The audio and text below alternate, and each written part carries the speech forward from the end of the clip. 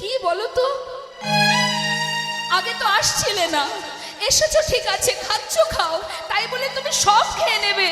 এখনো আমি খাইনি, বাবা খাইনি, পুরোটাই তো তোমায় দিয়েছি, আমাদের জন্য একটু রাখলে না?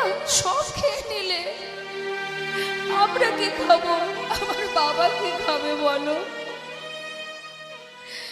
প্রভু বলছে, জানো ভক্ত, অনেকদিন পর না এত সুন্দর রন্ধন, এত স্বাদ, এত ভালো হয়েছে যে আজ আর না আমার কারোর কথা মনে ছিল না, আমি সব খেয়েছি। আচ্ছা ঠিক আছে, আমার ভুল হয়ে গেছে, যেটুকু হাতে আছে এটুকু আমি তোমার জন্য রেখে গেলাম, তুমি খেও, কেমন? যেই না মা অবশিষ্টটুকু রেখে ভগবান পাথরে মিলিত হলেন, পাত্রে তো বেশি ছিল না, সেটুকু সেবা করে ভালো করে থালাটা ধুয়ে গুছিয়ে রেখে চলে এসেছে। যথাসময় মুকুন্দ দাস গ্রামের কাজ সেরে ঘরে ফিরেছে, এসে ডাকছে, রঘুনন্দন বাবা, সেবা দিয়েছিস? হ্যাঁ, যা, আমার বড় কাজটা করেছিস তুই, আমার যে কত বড় উপকার হলো রে। যাক শোন, সারাদিন না খেয়ে আছি, কোথাও একটু প্রসাদ জোটেনি, আমি একটু হাত পা ধুয়ে আসি, আমার জন্য প্রসাদ নিয়ে আয়। বাবা, আজ আর প্রসাদ নেই। কেন নেই? কি হয়েছে? প্রসাদ কোনো ভক্ত এসেছিল নাকি বাড়িতে? কেউ আসেনি, তাহলে প্রসাদ কি হলো? কি আর হবে, সবই তো গোপীনাথ খেয়ে নিচ্ছিল, ভাগ্যিস আমি হাতটা ধরেছিলাম, আমার জন্য একটুখানি রেখেছিল, আমি খেয়ে নিয়েছি। মুকুন্দ দাস চিন্তা করছি, এটা কি করে হতে পারে? আমি তো প্রতিদিন সেবা দিয়েছি, সে তো খাই না, আর আজ আজ আমি ঘরে নেই, আজই গোপীনাথ খেলো? ঠিক আমার ছেলে মিথ্যা কথা বলছে। ছি ছি ছি, আমি এমন সন্তানের জন্ম দিয়েছি যে আমায় মিথ্যা বলল? সে তো পাথরের বিগ্রহ, সে কথা বলে না, চলতে পারে না, সে কি করে খাবে? আমার ছেলে নিজে খেয়ে পাথরের বিগ্রহের নামে দোষ দিচ্ছে। যার যেমন ভাব বাবা, তার তো তেমন এলাম। না হলে এতদিন তো সে আসতো, সে খেত, তবে আজ কি করে খেলো? নিশ্চয়ই আমার ছেলে খেয়ে পাথরের বিগ্রহের নামে দোষ দিচ্ছে। মনের সন্দেহটা মনে রেখে ছেলেকে হাতে নাতে তার অপরাধ ধরবে বলে পরের দিন একটা বুদ্ধি আটলেন। বললেন, রঘুনন্দন বাবা, আমাকে আজও যেতে হবে গ্রামে, কাজ আমার শেষ হয়নি। তা শোন, আজ আর তোকে রান্না করতে হবে না, আমি ঘরে নাড়ু তৈরি করে রেখেছি, গোপীনাথ নাড়ু খেতে ভালোবাসে, তুই আজকে নাড়ুটা ভোগ দিয়ে দিবি, কেমন? ঠিক আছে ঠিক আছে বাবা, তোমার চিন্তা নেই। গোপীনাথের এই কথাটা বলে মুকুন্দ দাস গ্রামের কাজে যায়নি মা, ঘর থেকে বেরিয়ে মন্দিরের পিছনে দেয়ালে কান পেতে দাঁড়িয়ে আছে। কেন? আজ সে শুনবে তার ছেলে যখন মন্দিরে যাবে, আর কোনো দ্বিতীয় ব্যক্তির কণ্ঠস্বর শোনা যায় কিনা। তোমার যুগল চরণ আমার মাথায় দাও, চরণতলে আমায় একটু জায়গা দাও, আমাকে অবহেলা করো না রায়।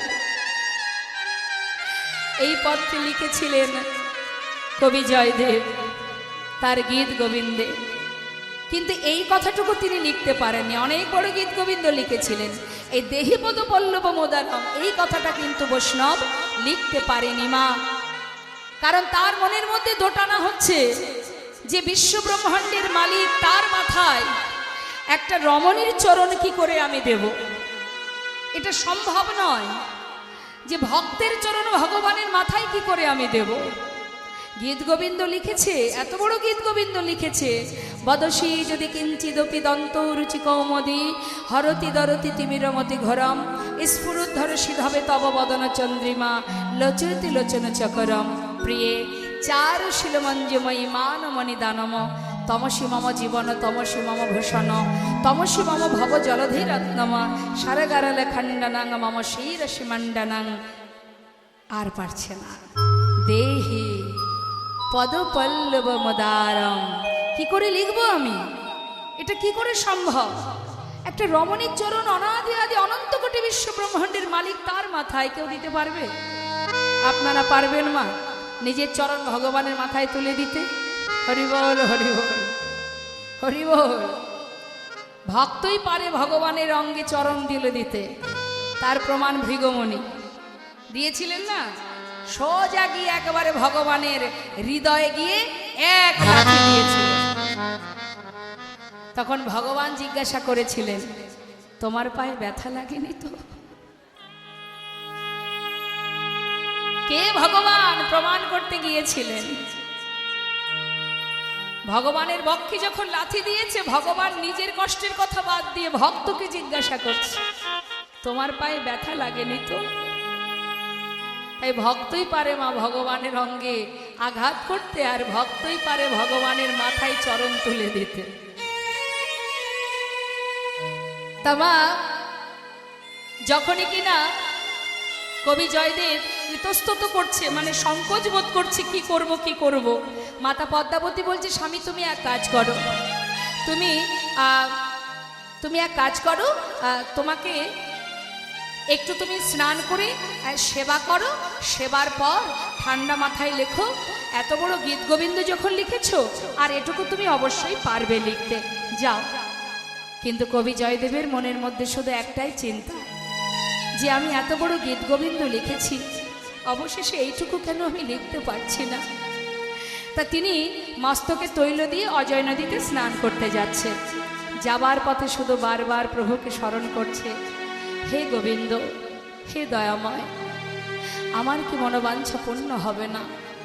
তুমি কৃপা করো প্রভু, আমাকে কৃপা করো, আমি যেন এই গীত গোবিন্দ পূর্ণ করতে পারি। বলতে বলতে যাচ্ছে মা, ভক্তের ডাকে ভগবান সাড়া দিলেন। নিজে কবি জয়দেবের রূপ ধারণ করে গুটি গুটি পায়ে এসে ঘরের সামনে দাঁড়িয়েছে, দরজার কাছে ডাকছে, পদ্মা, পদ্মা।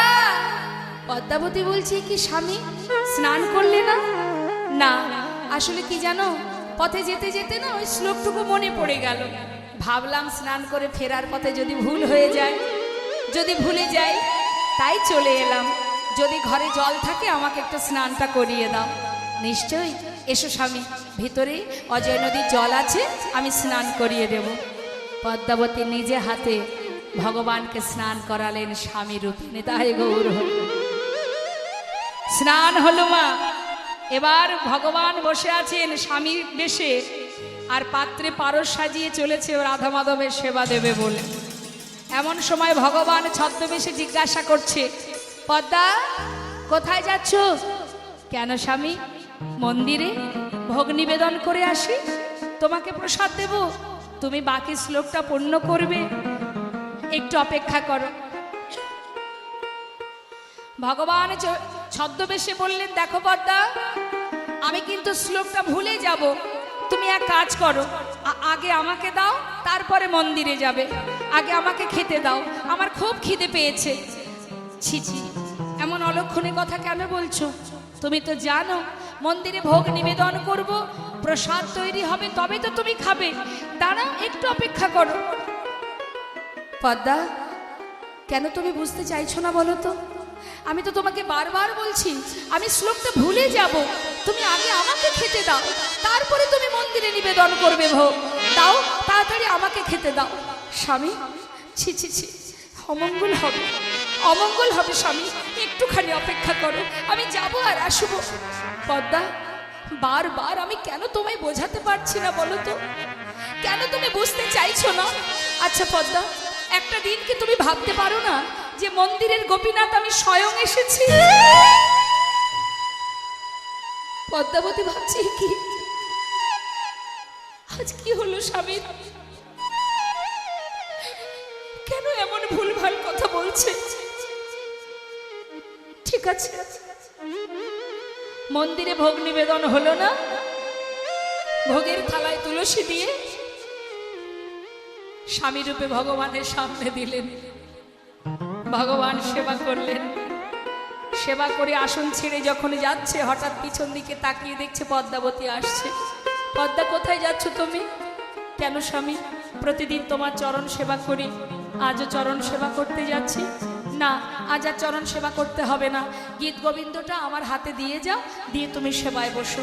ঠিক আছে। এবার গীত গোবিন্দ ভগবানের হাতে তুলে দিয়ে পদ্মাবতী নিজের স্বামীর আসনটা তুলে রেখে এবার নিজের আসন পেতে সবেমাত্র বসেছে সেবায়। আর ভগবান গীত গোবিন্দ খুলছেন, দেখছে লেখা আছে কত সুন্দরভাবে। সেই লেখা দর্শন করে প্রভু কাঁদছে আর বলছে, ভক্ত, এত সুন্দর গীত গোবিন্দ লিখেছ তুমি, আর এটুকু তুমি লিখতে পারলে না যে আমি এ জনমে নয়, জনম জনম ভক্তের চরণের দাস। এটুকু তুমি লিখতে পারলে না, আমি লিখে যাই। ভগবান নিজে হাতে লিখে অন্তর্ধান হলেন। যেই না লিখে চলে গেছে, এদিকে মন্দিরে ভগবান চলে যাবার পর প্রকৃত যে জয়দেব সে স্নান করে ঘরে ফিরেছে। দ্বারে দাঁড়িয়ে জিজ্ঞাসা করছে, পদ্মা, বলি দরজাটা খোলো তো, পদ্মা দরজা খোলো। পদ্মাবতী সবে সেবায় বসেছে বাবা, মুখে অন্ন তুলতে যাবে, এমন সময় ডাক শুনে বলছে, কে তুমি? আমি গো, আমি তোমার হতভাগ্য স্বামী জয়দেব, দ্বার খোলো। না, আমি তোমায় চিনি না, তুমি কে? তুমি চলে যাও, তুমি চলে যাও, আমি তোমায় চিনি না। কি পদ্মা এমন কথা কেন বলছে? কি হলো পদ্মা? জোরপূর্বক যেই না দরজাটা খুলেছে কবি জয়দেব, দেখছে পদ্মাবতী সেবা করছে। কবি জয়দেব বললেন, ছি ছি পদ্মা, এবার আমি বুঝেছি কেন আমি গীত গোবিন্দ পূর্ণ করতে পারছি না। ছি পদ্মা, এখনো মন্দিরে সেবা হলো না, এখনো আমি সেবা করিনি, তার আগে তুমি সেবা করছো পদ্মা। এই জন্য ভগবান রুষ্ট হয়েছে, আর সেই কারণে আমি গীত গোবিন্দ পূর্ণ করতে পারছি না পদ্মা। স্বামী, তুমি আমায় এমন কটু কথা বলো না স্বামী, আমি কোনো অপরাধ করিনি। অপরাধ করোনি? আমি দেখতে পাচ্ছি তুমি সেবা করছো, আবার বলছো তুমি অপরাধ করোনি। স্বামী, আমি তোমায় সেবা না দিয়ে সেবা করছি না, আমায় সেবা দিয়েছো। হ্যাঁ, তুমি নিজে হাতে সেবা করলে, তোমাকে তোমার ঘরে পৌঁছে দিলাম, গীত গোবিন্দ তোমার হাতে দিলাম, তারপরে আমি সেবায় বসেছি। পদ্মা, বলছো কি তুমি? হ্যাঁ স্বামী, তুমি ফিরে এসে বললে, পদ্মা, ঘরে জল থাকলে স্নান করিয়ে দাও, বাকি শ্লোক আমায় পূর্ণ করতে হবে। নিজে হাতে তোমায় স্নান করালাম, তোমায় সেবাও দিলাম, তারপরে তুমি চলে গেলে গীত গোবিন্দ পূর্ণ করতে, আর আমি সবে সেবায় বসলাম। পদ্মা, আমি গীত গোবিন্দ পূর্ণ করেছি বলছো কি তুমি? হ্যাঁ স্বামী, ছুটতে ছুটতে মন্দিরে প্রবেশ করে সে গীত গোবিন্দ হাতে তুলে দেখছে লেখা আছে, দেহি পদ পল্লব মোদার, দেহি পদ পল্লব মোদার, দেহি পদ পল্লব মোদার। পদ্মা, পদ্মা, পদ্মা, একবার এসো পদ্মা, পদ্মা, তুমি একবার এসে দেখে যাও। দেখো পদ্মা, আমার গীত গোবিন্দ পূর্ণ করা হয়ে গেছে পদ্মা। চেয়ে দেখো পদ্মা, এই দেখো, আজ পাকা করে বাঁকা লেখা,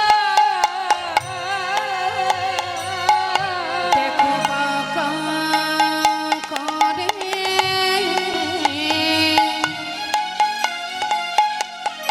ওই বাঁকা লেখা, স্বর্ণয়াক্ষরে প্রভু লিখে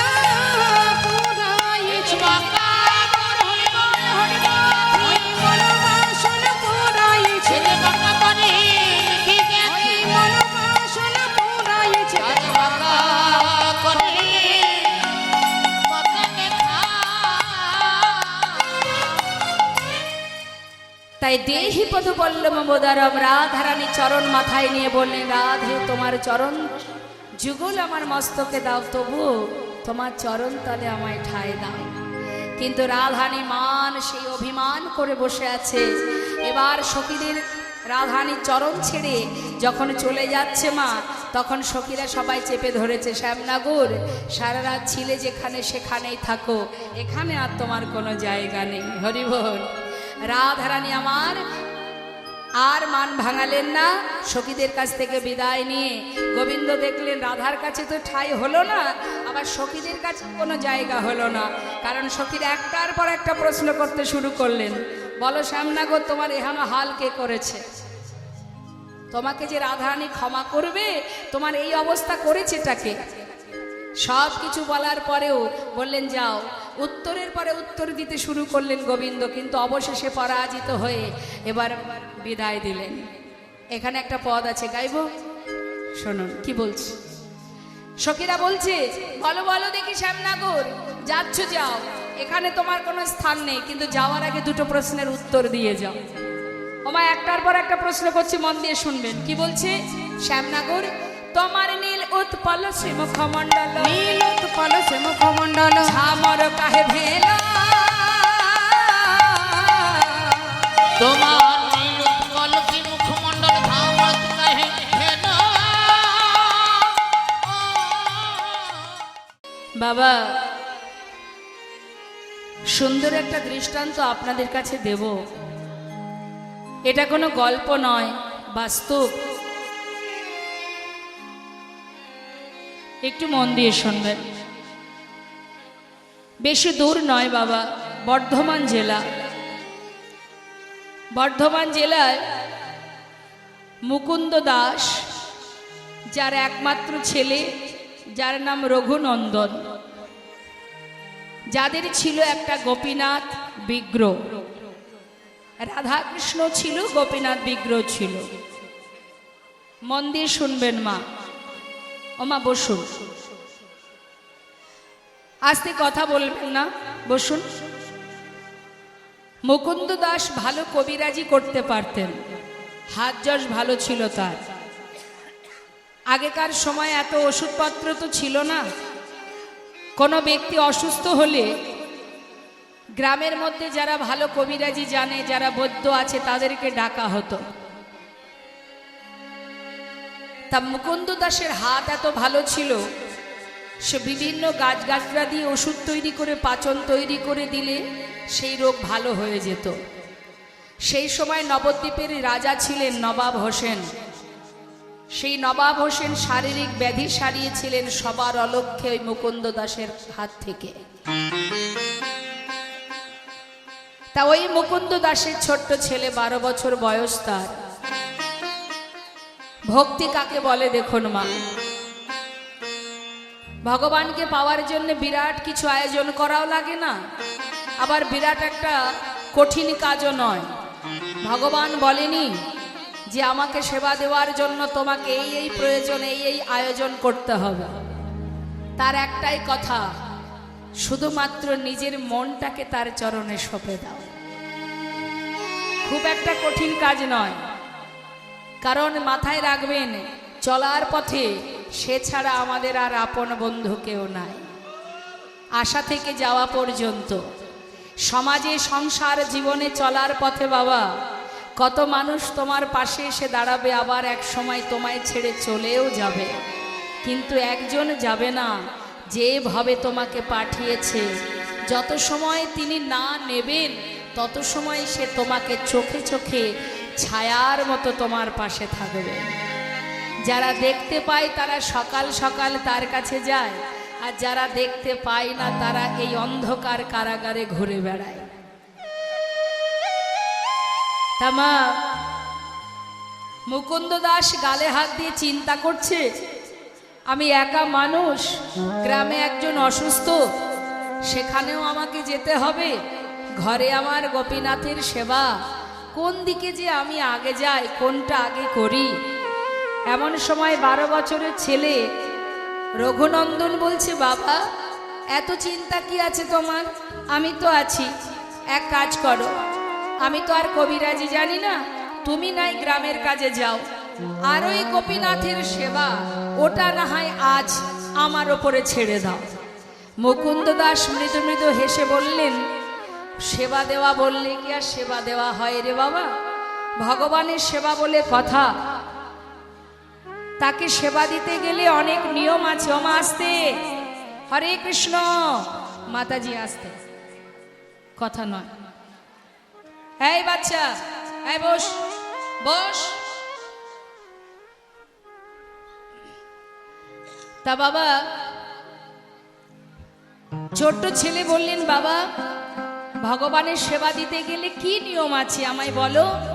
বলছে অনেক মন্ত্র জানতে হয়, নিবেদন মন্ত্র, আবার কিছুক্ষণ পরে আচমন মন্ত্র, পূজা করতে গেলে তার অনেক নিয়ম আছে, মন্ত্রতন্ত্র।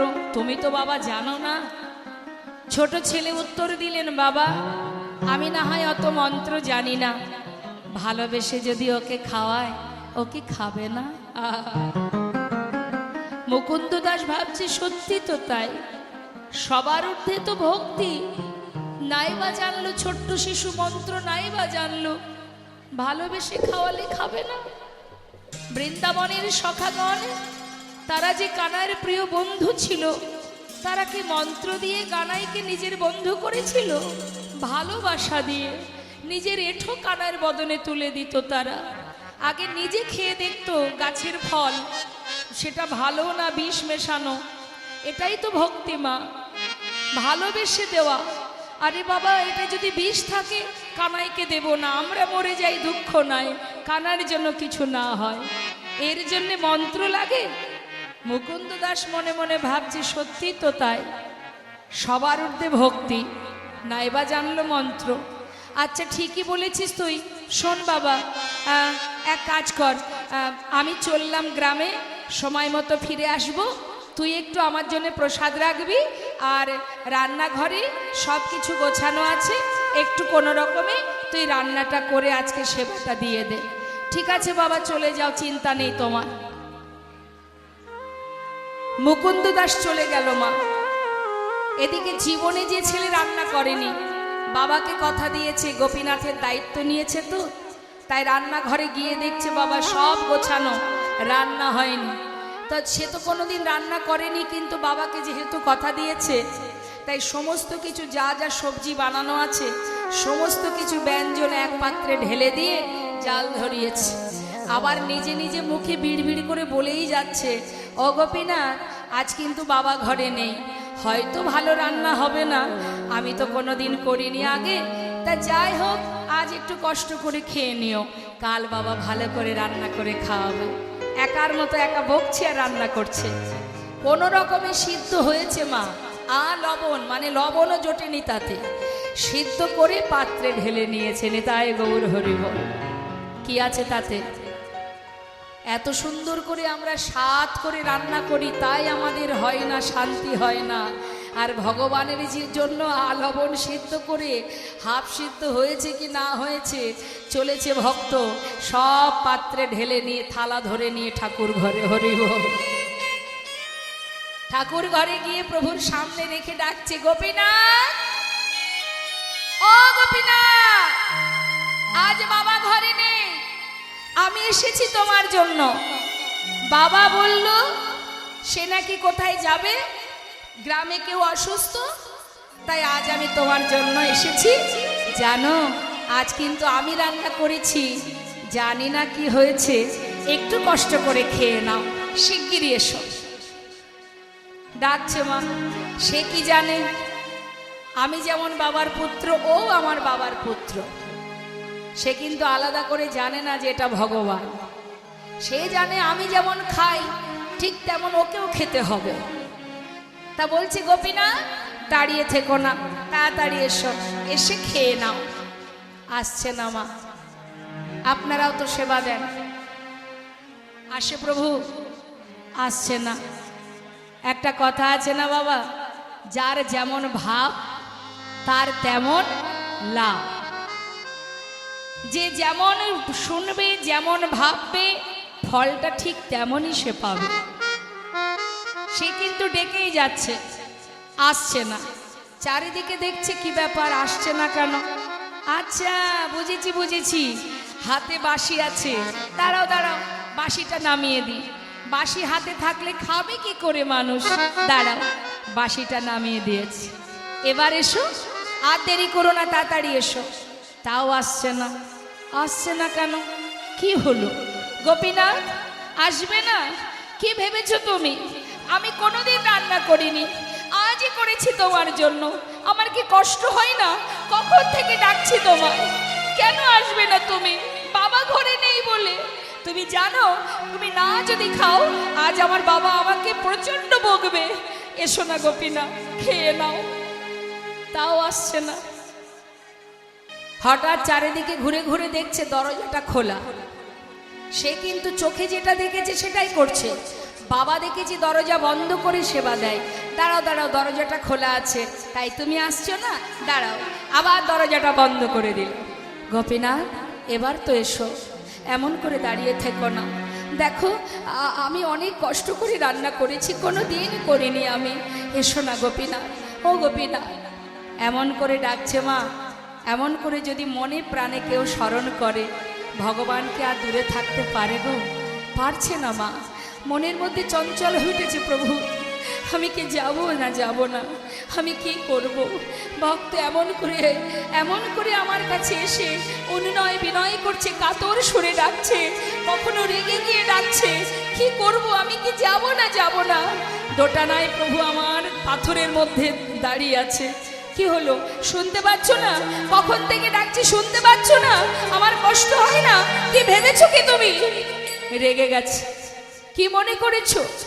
শোনো, ভালোই ভালোই বলছি, যদি পারো চলে এসো। না হলে আমি যেমন না খেলে বাবা আমাকে লাঠি দিয়ে মেরে মেরে খাওয়ায়। দাঁড়াও, মন্দির থেকে বাইরে বেরিয়ে প্রচণ্ড ক্রোধের বশে একটা লাঠি জোগাড় করেছে। লাঠিটা নিয়ে মন্দিরে ঢুকে গোপীনাথের সামনে ধরে বলছে, দেখতে পাচ্ছ কি আছে? ভালো চাও চলে এসো, না হলে এই লাঠি দিয়ে আমি তোমাকে মেরে মেরে নিয়ে আসবো।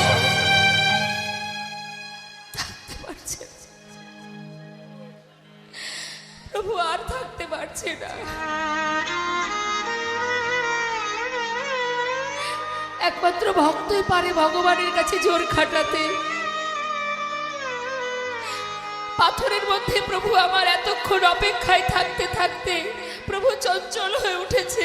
আমার ভক্ত আমার জন্য লাঠি এনেছে, আমাকে মেরে মেরে খাওয়াবে। আমি আর পারছি না, এবার আমায় যেতেই হবে। প্রভু আমার বিগ্রহ থেকে সচল মূর্তি ধারণ করে পাতাসনে এসে বসেছে। পাশে দাঁড়িয়ে রঘুনন্দন মনে মনে চিন্তা করছে, দেখেছো লাঠির ভয় দেখিয়েছি, ভয় পেয়ে চলে এসেছে। খেয়ে নাও। একটুখানি মুখে দিতে না দিতেই রঘুনন্দন জিজ্ঞাসা করছে, কেমন হয়েছে গোপীনাথ? ভালো হয়নি তাই না? প্রভু চোখের জলে বুক ভাসিয়ে কেঁদে কেঁদে বলছে, ভক্ত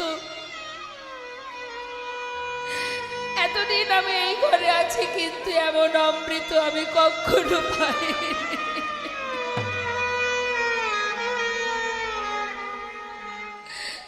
আমার ভক্ত আমার জন্য রান্না করেছে, সেটা খারাপ হবে কেমন করে? যার মধ্যে আছে অনেক প্রেম, অনেক ভালোবাসা, অনেক ভক্তি, এই যে অমৃত,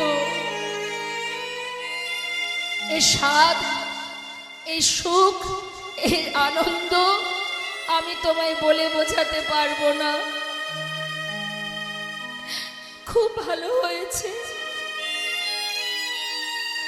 ভগবান যদি ভক্তের ভক্তি পায় না মা, ভগবান নিজে কখন যে ভক্তের ভক্তিতে ডুবে যায় তার আর কোনো দিকে কোনো হিসাব থাকে না মা। সে তো ভক্তির কাঙাল। এবার সেবা করতে করতে করতে করতে থালায় সবই প্রায় শেষ। অবশেষে অবশিষ্টটুকু মুখের মধ্যে দিতে যাবে, অবশেষে ওই শেষটুকু যেই মুখে দেবে, এমন সময় পাশে দাঁড়িয়ে রঘুনন্দন তার হাতটা চেপে ধরেছে। গোপীনাথ, মন্দিরে ঢুকেছি, মন্দিরে নাড়ুর পাত্রটা রেখেছে, ডাকছে গোপীনাথ, ও গোপীনাথ শোনো, আজ কিন্তু আর ডাকতে পারবো না। কাল যে এসেছিলাম আজও আমি এসেছি, আজ কিন্তু আর ডাকবো না। চিনতে পারছো আমায়?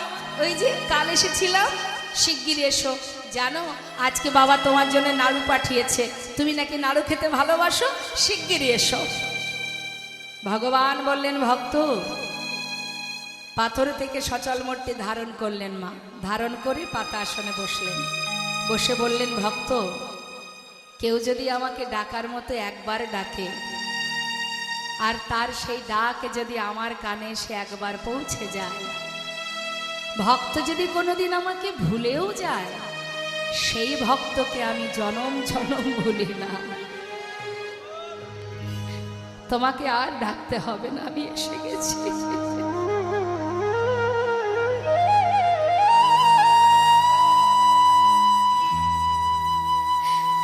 নাড়ু এনেছো আমার জন্য? হ্যাঁ গো, তুমি নাকি নাড়ু খেতে ভালোবাসো, তাই বাবা বলল নাড়ু দিতে, খেয়ে নাও। কে করেছে নাড়ু? বাবা। মনে মনে প্রভু ভাবছে, বাবা করুক আর যেই করুক, আমার ভক্তের হাতে ছোঁয়া তো লেগে আছে, আমি তাতে খুশি।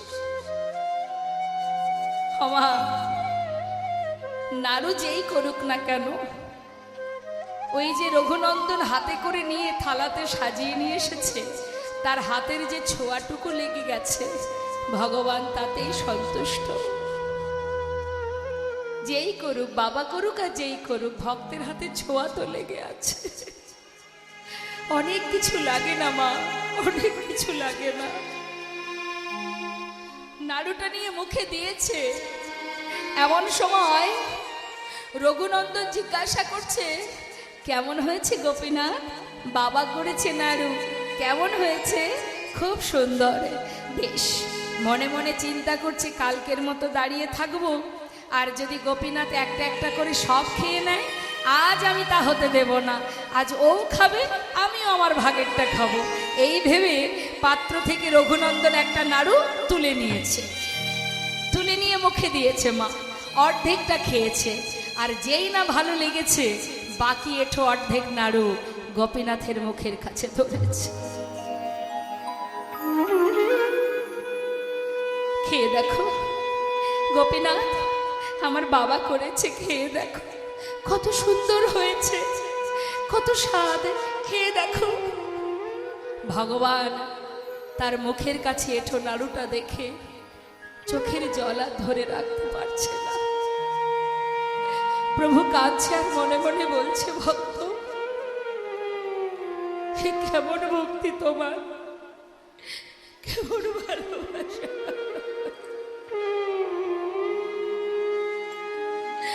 নিজের মুখের উচ্ছিষ্ট সেটা তুমি আমাকে খাওয়াচ্ছ, এতটুকু তোমার মধ্যে সংকোচ দ্বিধা হচ্ছে না। কত ভালোবাসলে তবে নিজের উচ্ছিষ্ট আমার বদনে তুলে দিতে পারে। প্রভুর চোখে জল দেখে রঘুনন্দন বলছে, গোপীনাথ কাঁদছো কেন? আমার এঁঠো নাড়ুটা দিয়েছি তাই কাঁদছো? ভগবান বলছে, না, আমি সেজন্য কাঁদছি না। আমি কাঁদছি যে তুমি যদি তোমার এঁঠো নাড়ু আমাকে খাওয়াতে পারো, তবে কি আমার এই প্রসাদী নাড়ু আমি তোমায় খাওয়াতে পারি? ও, এই জন্য কাঁদছো? আচ্ছা ঠিক আছে, তাহলে তুমি আমাকে খাও, আমি তোমাকে খাওয়াই। ভগবান তার প্রসাদী নাড়ু দিচ্ছে ভক্তের বদনে, আর ভক্ত তার এঁঠো নাড়ু দিচ্ছে ভগবানের বদনে। ভক্ত ভগবানের মধুর মিলন, মধুর।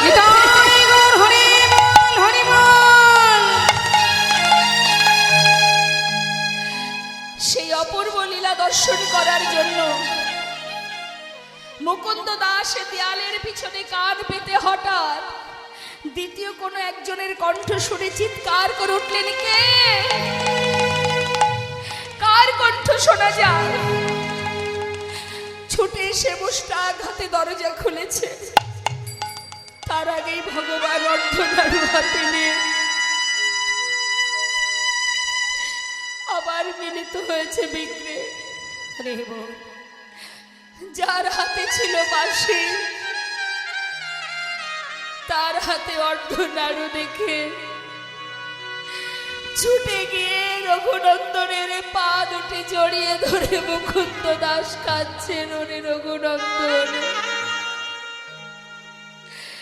আমায় তুই ক্ষমা করে দে রঘুনন্দন, ক্ষমা করে দে। আমি তোকে চিনতে পারিনি, আমি তোকে পরীক্ষা করেছি।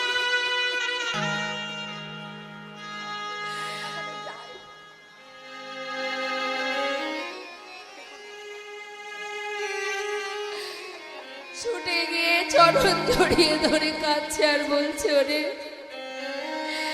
যাকে এতদিন আমি সেবা দিয়েছি, সেই সেবা আমার অযোগ্য হয়ে গেছে।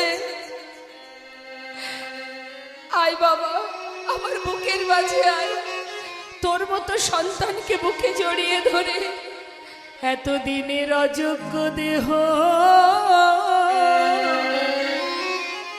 আমি যোগ্য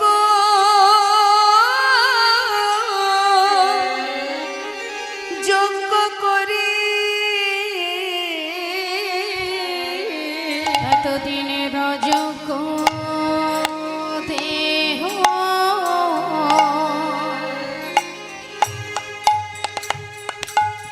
আমি যোগ্য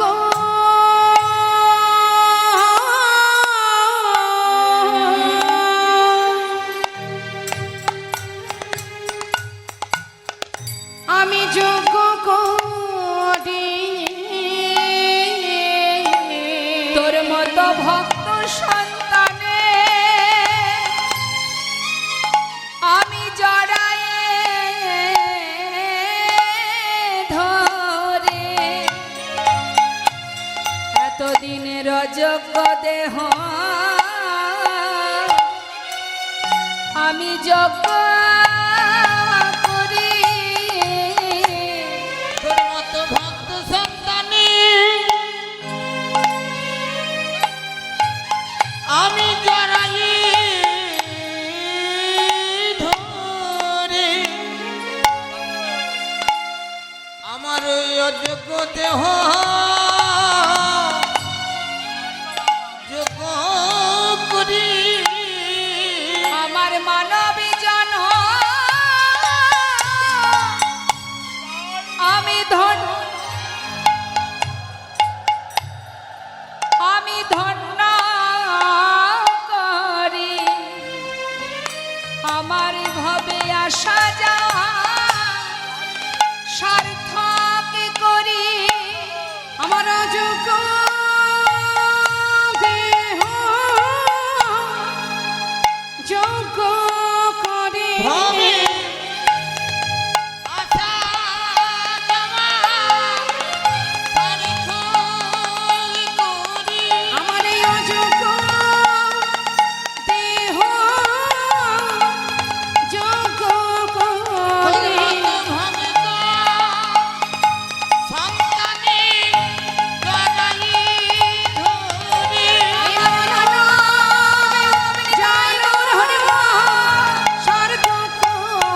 ভক্ত সন্তানে জড়াই ধরি, মানবে জন্ম সার্থক করে, সন্তানে জড়াই ধরি, মানবে জন্ম সার্থক করে, ওই না ভক্ত সন্তানে জড়াই ধরি, ওই মানবে জন্ম ধন্য করে, ভক্ত সন্তানে জড়াই ধরি, মানবে জন্ম ধন্য আমার করে। অযোগ্য দেহ আমি যোগ্য করি। মা, আজ আমার প্রভু চোখের জলে বুক ভাসিয়ে কাঁদছে জগৎ জীবের, আজ হরি নামে প্রেমে জীবকে ভাসাবে বলে। তাই মহাজন পদাবলিতে বললেন, দেখো প্রেম জলে ডুবো ডুবো লোচন হিতারা রে। আর প্রেম জলে ডুবো ডুবো লোচন হিতরারে, প্রলব সন্তাপ ভাবা ভাবায়া দিবি ভজা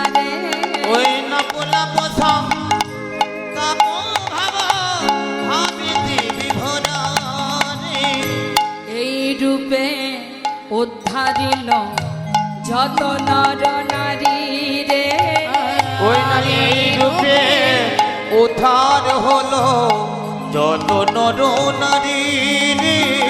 আহা এই রূপে উদ্ধারিল যত নর নারী রে।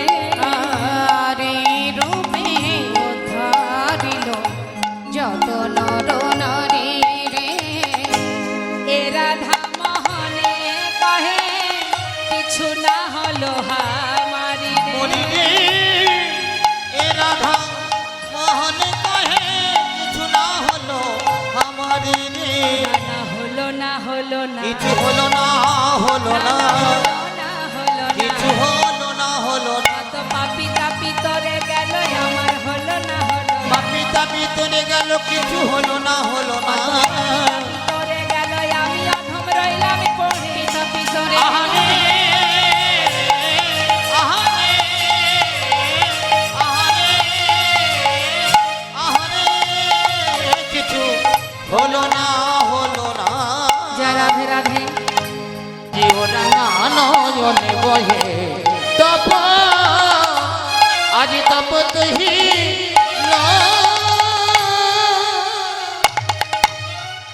মান বিরহ ভাবে প্রভু ভেল ভোর, ওরাঙা নয়নে বহে তপত হিল। আজ আমার গৌর সুন্দর ভাবনিধি গৌর হরি, রাধা কৃষ্ণ মিলিত তনু গৌর হরি। যদি কেউ মনে করে যুগল দর্শন করব, তাহলে যদি গৌর হরিকে কেউ দর্শন করে তাহলে তার প্রকৃত যুগল দর্শন হয়ে যায়। যুগল মূর্তি আমার গৌর হরি, বৃন্দাবনে রাধা কৃষ্ণ মিলিত তনু গৌর হরি। বৃন্দাবনে রাধা কৃষ্ণ একে অপরের পাশে দাঁড়ালে যে যুগল মূর্তি হয়, আর নবদ্বীপের মাঝে গৌর সুন্দর, যার একই অঙ্গে দুই দেহ আছে। অর্থাৎ গৌর হরিকে দেখা মানেই আমাদের যুগল দর্শন হয়ে যায় মা। সেই ভাবনিধি গৌর হরি কখনো রাধা ভাব কখনো কৃষ্ণ ভাবে বিভোর হয়ে বৃন্দাবনের সেই ভাব প্রকাশ করেন। তাই বৈষ্ণব মহাজন বললেন, আজ আমার গৌর হরি রাধা ভাবে বিভাবিত হয়ে গম্ভীরায় বসে 3.5 জন অন্তরঙ্গ ভক্তকে নিয়ে মনের আনন্দে সেই মান ও বিরহ লীলা প্রকাশ করে যাচ্ছেন।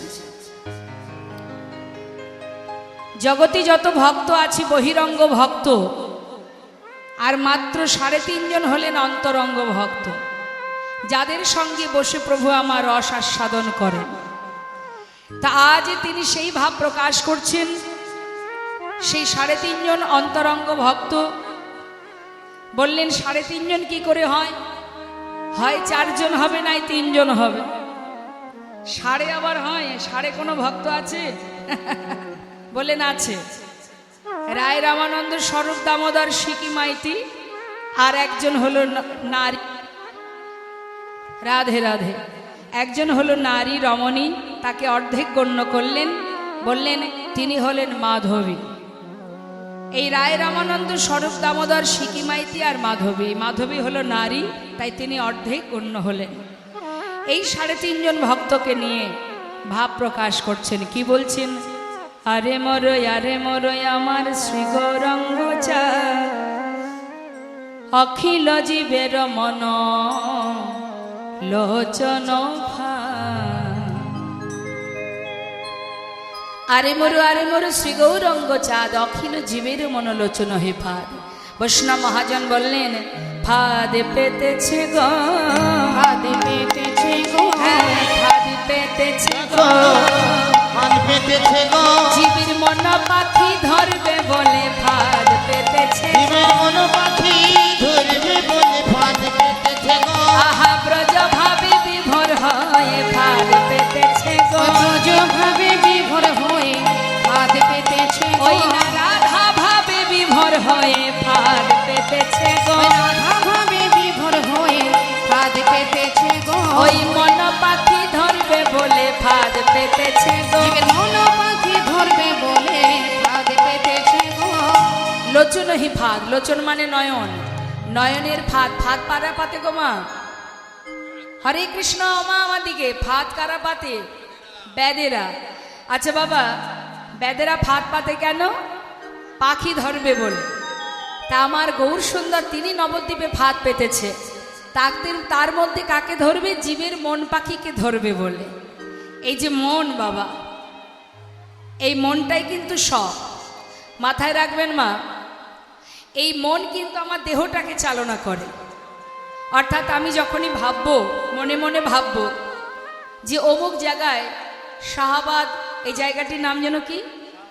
শাহাবাদ। স্থানটির নাম কি? শাহাবাদ। বেশ, তাহলে শাহাবাদে রাধা গোবিন্দ মন্দিরের সামনে হরিবাসরে আমি লীলা কথা শুনতে যাব। এই যে মনে মনে আপনি ভাবলেন, যখনই ভাবলেন আপনার মনের সঙ্গে অর্থাৎ আত্মার সঙ্গে পরমাত্মার মিলন ঘটে গেল। না হলে একটা কথা মাথায় রাখবেন মা, কাউকে যদি পথের মাঝখানে 10 থেকে 20 মিনিট ওয়েট করতে বলা হয়, একটা ব্যক্তি 10 থেকে 20 মিনিট ওয়েট করবে, আপনি যাবেন, দুটো কথা আপনাকে শুনিয়ে দেবে। মানে 10 মিনিট বসে থাকার ধৈর্য কিন্তু মানুষের নেই। কিন্তু এই জায়গায় ঘন্টার পর ঘন্টা, দিনের পর দিন মানুষ বসে আছে অগণিত ভক্ত সমাগমের মধ্যে, এই ভিড়ের মধ্যে, গরমের মধ্যে ঘন্টার পর ঘন্টা আপনারা যে বসে আছেন, আপনাদেরকে ফাঁদে জালে আটকে দিয়েছেন একজন, যার জন্য আপনারা বসে আছেন। আমার দ্বারা তো সম্ভব নয় আপনাদেরকে বসিয়ে রাখা। আমি কে? আপনি আমার জন্য তো বসে নেই। এখন যদি কীর্তন বাদ দিয়ে আমি আমার কথা বলি, আপনারা থাকবেন এখানে বসে?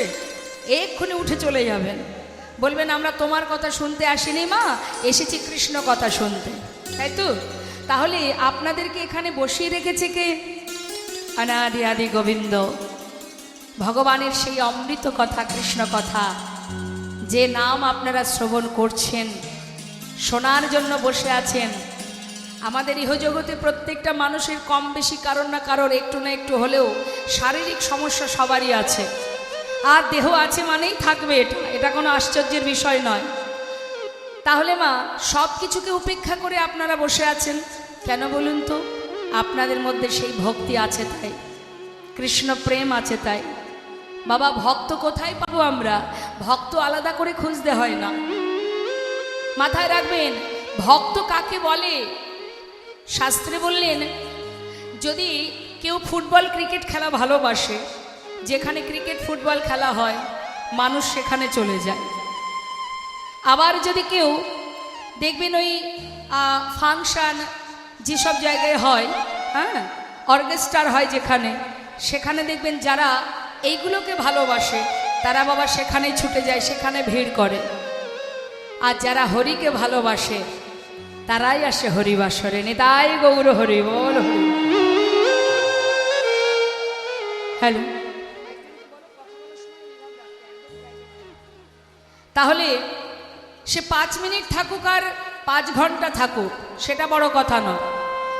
কার্যসূত্রে মানুষকে বিভিন্ন কাজে যেতে হয়, ঠিক আছে, কিন্তু যে নাস্তিক ব্যক্তি হবে, যার ভিতরে ভক্তির এতটুকু লেশ নেই মা, সে কিন্তু হরিবাসরে 5 মিনিট দাঁড়িয়ে থাকতে পারবে না, চলে যাবে। একমাত্র তারাই পারে যাদের মধ্যে শুদ্ধ ভক্তি আছে, কৃষ্ণ প্রেম আছে। না হলে কে থাকবে এখানে বসে? হ্যাঁ, তাহলে সেই যে ফাঁদ পেতেছেন আমার গোবিন্দ, অপূর্ব গৌরহরি, সেই ফাঁদ পেতে আপনাদেরকে সেই ফাঁদের জালে বেঁধে ফেলেছে মা। তাই তো আপনারা বসে আছেন। বৈষ্ণব মহাজন বললেন, দিয়া হাস্য সুধাচার অঙ্গ ছটায় আঠাতার, দিয়া হাস্য সুধাচার অঙ্গ ছটায় আঠাতার, আখি পাখি তাহাতে পড়িল, মনোমৃগ হেন কালে আসিয়া সেইখানে মেলে শূন্য দেহ পিঞ্জিরায় রহিল। তাই আমাদের ইন্দ্রকে পরিচালনা করে এই মন, আর মনকে পরিচালনা করি স্বয়ং আমি। আমি মানে এই দেহটা আমি নই, মন কিন্তু আমি নই। আমরা বলি না আমার মন, তাহলে এটা মনটা আমার, আমি কিন্তু মন নই, আমি আলাদা, আমি সাক্ষাৎ, আমি চেতনা, আমি ভগবানের অংশ, আমি ভগবানের অংশ। মনটা আলাদা, মনকে চালাই আমি, আর আমার দেহটাকে চালাই মন। আপনি যখনই ভাববেন আপনি এখানে বসে আছেন, আপনার মন যদি বাড়িতে থাকে, এখানে 3 ঘন্টা ধরে যাই হয়ে যা কিছুই আপনার কানে ঢুকবে না। তাই সবার আগে মনকে স্থির করতে হবে। তাই তো শাস্ত্রে বললেন, मन की तरंग को मार लो बस हो गया भजन, मन की तरंग को। এটা আমার কথা নয়, রাম ভক্ত তুলসীদাস তিনি বলছেন, मन की तरंग को मार लो बस हो गया भजन। অর্থাৎ মানে কি তরঙ্গ মারলো, তরঙ্গ মানে তরঙ্গ, তরঙ্গ মানে চঞ্চলতা।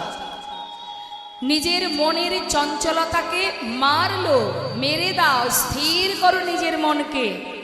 যখনই নিজের মনকে স্থির করবে, শান্ত করবে, তখনই তুমি ভজনের পথ খুঁজে পাবে। চঞ্চল মনে কখনো ভজন হবে না। আর একটা কথা বললেন, आदत बुरी सुधार लो बस हो गया भजन।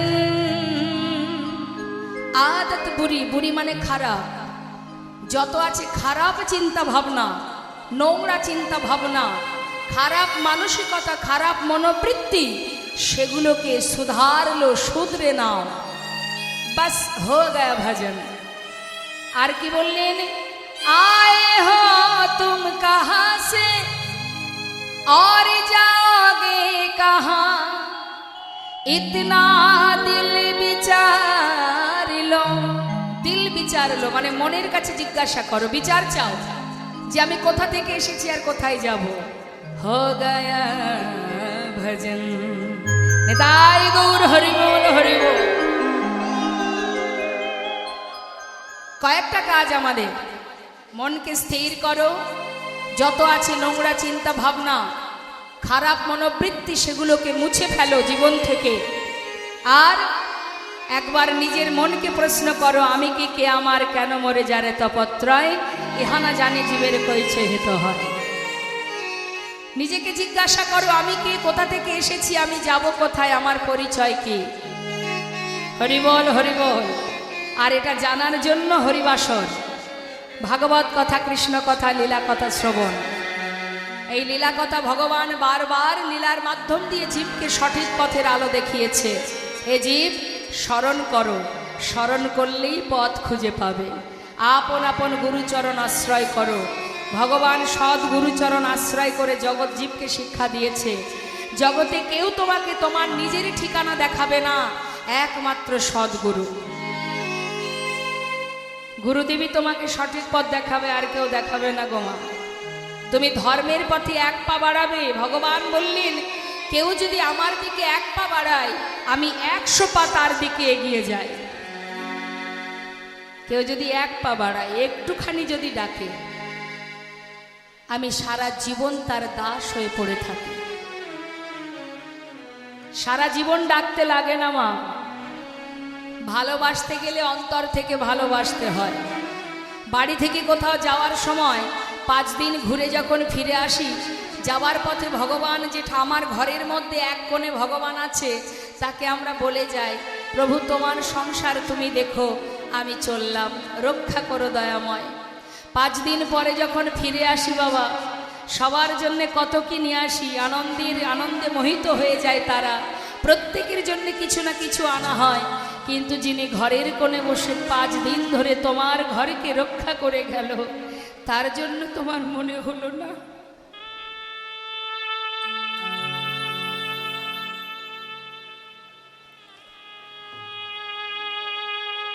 সে তো এক্ষুনি বসে বসে মনে মনে বলে, ওরে ভক্ত, জানিস আমার তো কোনো কিছুরই অভাব নেই রে, তবু তুই যে আমার ভক্ত, তুই আমাকে যা দিবি আমি তাতেই খুশি। আমার কথা কি তোর একবারও মনে পড়েনি?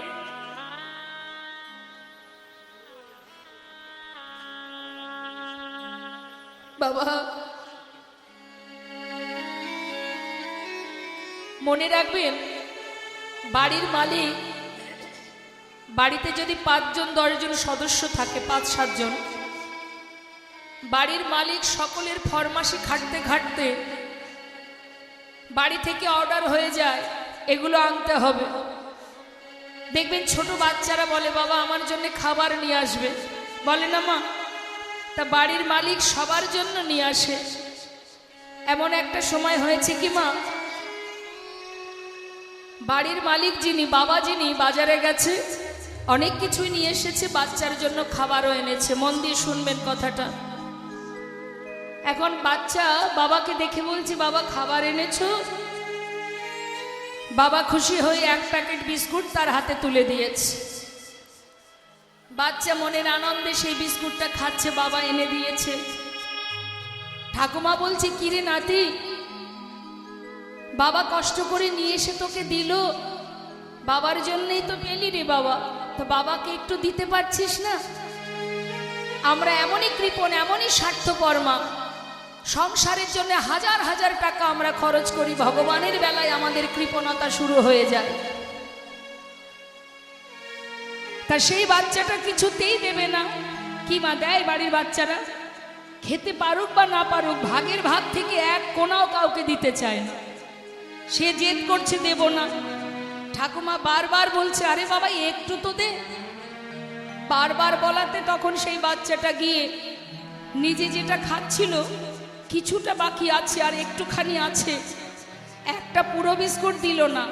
ওই আমাদের মতো অবস্থা আর কি। আমরা যেমন দেওয়ার সময় 1 টাকা 2 টাকা খুঁজে বের করি, ঠিক তদ্রূপ ওই সামান্য একটুখানি বাকি ছিল একটা বিস্কুট থেকে, সেটা দিয়েছে বাবার হাতে। বাবা কিন্তু তার জন্য সন্তানকে কিছু বলল না যে বাবা এটা কেন দিলি, একটা পুরো বিস্কুট দে না। বাবা সেই সন্তানের দেওয়া ওই সামান্য কিঞ্চিত বিস্কুটটা হাতে নিয়ে সেটা মুখে দিয়ে টুকটুক করে সেবা করছে। এবার আপনাদের কাছে প্রশ্ন মা, বাবার হাতে টাকা আছে, বাবা তো মালিক, বাবা কি পারতেন না বাজারে গিয়ে 1 প্যাকেটের জায়গায় 2 প্যাকেট বিস্কুট কিনে খেতে? তাহলে সেটা কেন খেলো না? সামান্য একটুখানি বিস্কুট কেন সেবা করছে সে? কেন বলুন তো? আপনি যাদের জন্য করছেন না, তারা যদি কিঞ্চিত আপনাকে দেয়, তার মধ্যে যে সুখ আছে মা, বাজার থেকে 5 প্যাকেট বিস্কুট কিনে খাওয়ার মধ্যে সেই সুখ নেই। নিতাই গৌর হরি। তাই সন্তান যদি কিঞ্চিত দেয়, তাতে যে আনন্দ বাজার থেকে কিনে খাওয়ায় সেই আনন্দ পাওয়া যায় না। তাই ভগবান মালিক, বিশ্ব ব্রহ্মাণ্ডের মালিক, কিন্তু তথাপিও ভক্তের কিঞ্চিত কিঞ্চিত ভালোবাসা পাওয়ার জন্য তিনি বারবার এসেছেন, বারবার সবাইকে নিজের কাছে টেনে বারবার তাদের ভালোবাসা পেতে চেয়েছে, ভক্তি পেতে চেয়েছে, ভক্তের চরণ তলে ধুলাই গড়াগড়ি দিয়েছে।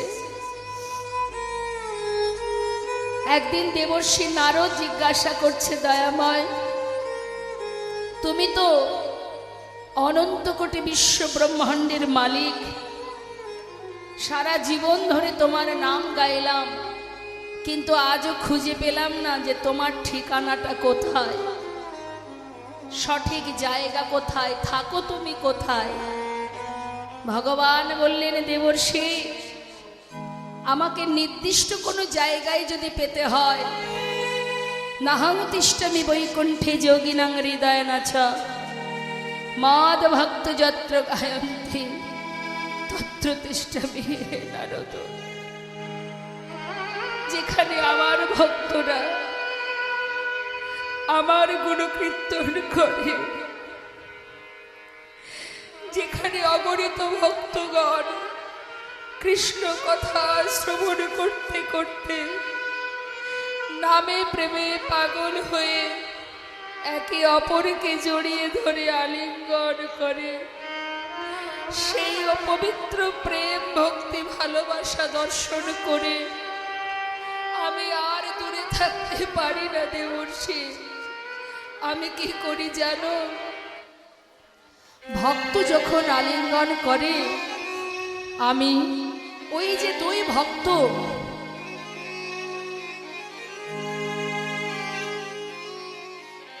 ওই দুই ভক্ত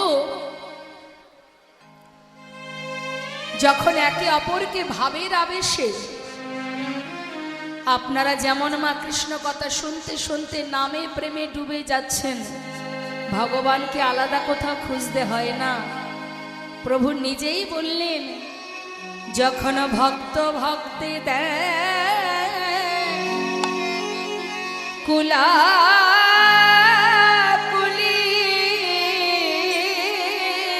যখন ভক্তে ভক্ত তাই গৌর হরি বল। দেয় কুলাকুলি, আহা ভক্ত ভক্তি দেয় কুলাকুলি, ভক্ত ভক্তে দেয় কুলাকুলি, ওগো নামে প্রেমে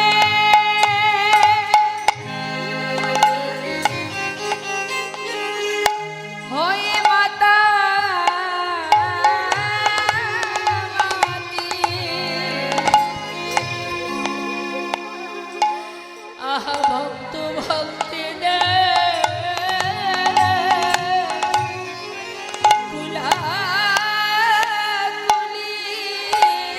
না নামের প্রেমে গাই মাখামাখি,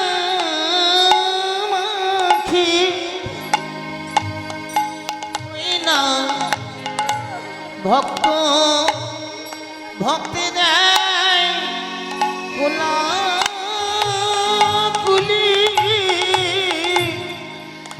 তারা নামে প্রেমে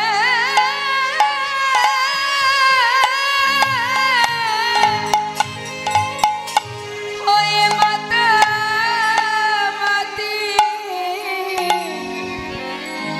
আহা ভক্ত ভক্তি দে কুলাকুলি, ওই নামে প্রেমে হয়ে মাতা মাতি, ভক্ত ভক্তি দেয় কুলাকুলি, বলে একবার মরে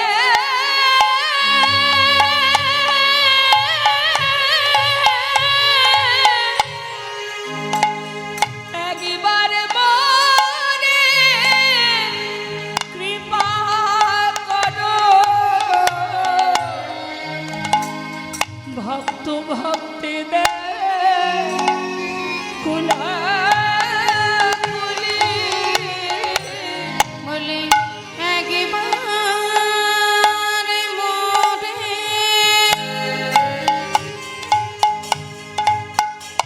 মোরে কৃপা করো,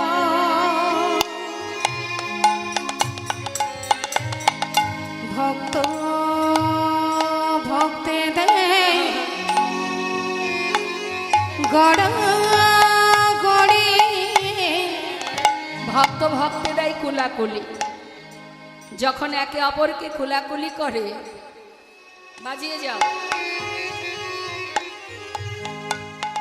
ভগবান বললেন, আমি তখন কি করি জানো না রো? ভক্তরা ভাবের ভরে যখন একে অপরকে জড়িয়ে ধরে কাঁদে, হা কৃষ্ণ কৃপা করো বলে, আমি আর দূরে থাকতে পারি না দেবর্ষী। দুই ভক্ত একে অপরকে জড়িয়ে ধরার পর তাদের মাঝখানে যতটুকু ফাঁকা থাকে, আমি সেই ভক্ত মাঝে যাই গড়া গড়ি,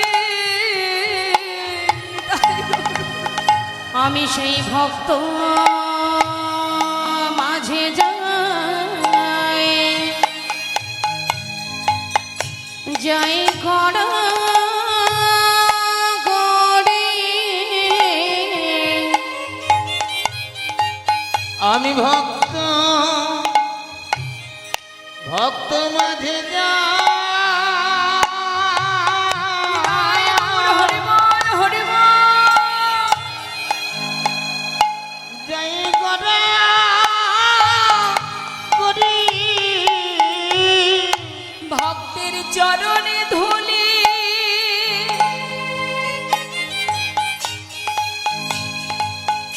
আমি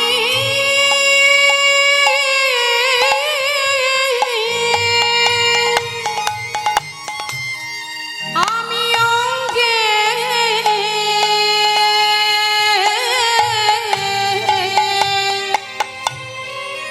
আমি অঙ্গে মাখে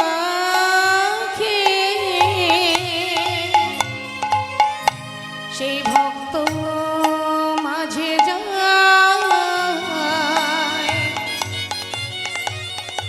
যায় গড়া গড়ি ভক্তি ভক্তের চরণে ধুলি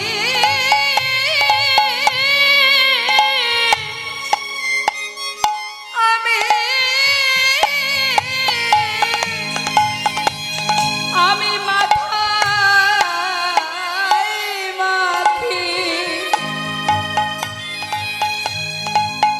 আহা ভক্ত ভক্তি ভক্ত মাঝে যা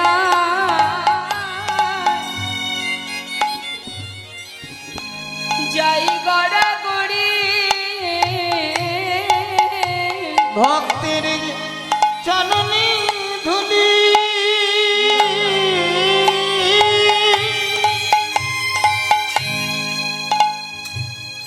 আমি মাথা পিতায় গৌর হরি বল হরি বল।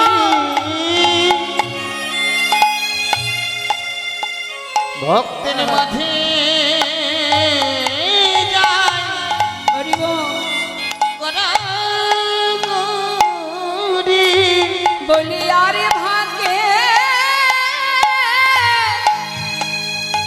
আমার হয় কি না